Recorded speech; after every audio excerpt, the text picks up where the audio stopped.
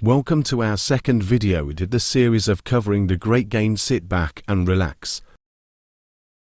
As we start our journey, all is peaceful in the world. There are still clear world leaders and people of less power. The Mediterranean is still the heart of the known world, and Libya and Asia are just being explored. The three major expansions are on the Mediterranean coast and in the Middle East, and with Able. The biggest of the three is from the powers of the second biggest expansion comes from the Tsardom of Able, and then the smallest comes from a nation on the Mediterranean. There are some major developments in the world. The biggest development is the first colonizers in Albion, which is a faraway land with many riches. Another major development is multiple new nations sprout up in Asia, especially on the coast of the and people landing on Crimea.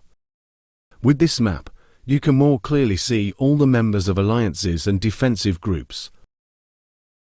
As explorers continue east, more of the Asian continent is discovered. Some big developments are some of the new nations that came about last map update continue to expand along with members of the Accords, expanding north, and now the Mediterranean coastline is completely filled up with major powers, such as the Pope. Major rebellions in some of the biggest nations of the world are happening because the kingdoms have expanded too far away from their heartlands to control the native populations. The question is how all these kingdoms handle these rebels.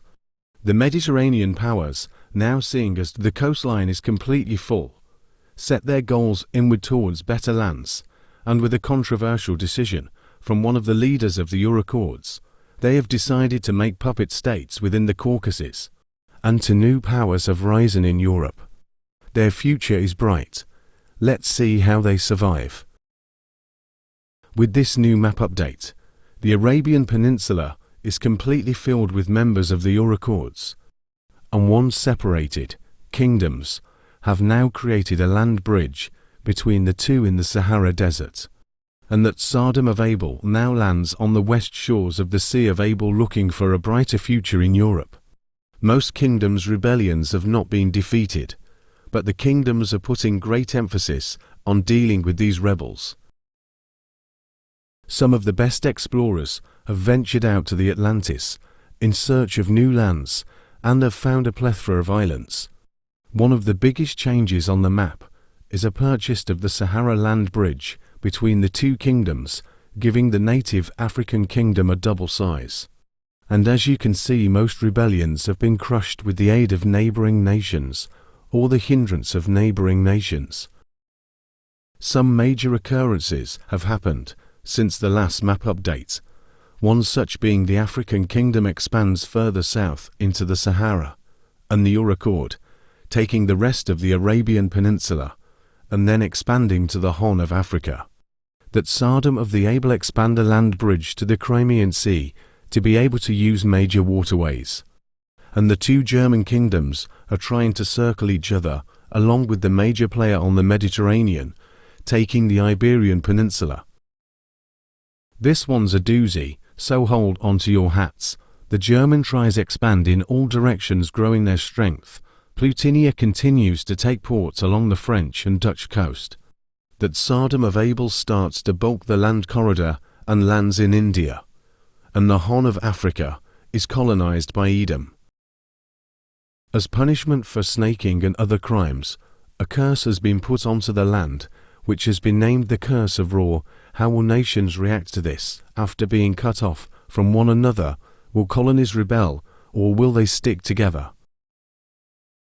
With the Curse of Ra still going on, many nations seek to make their territory that's not cut off stronger, and with explorers moving more into Asia, they make contact with new nations. And a big update is the marriage between two nations in the north. They have now come together to create a bigger Tsardom. Major updates are the complete colonization of the known lands in Britain, along with the German tribes, finally reaching the coastline, and Plutinia taking most, if not all of the coastline along France.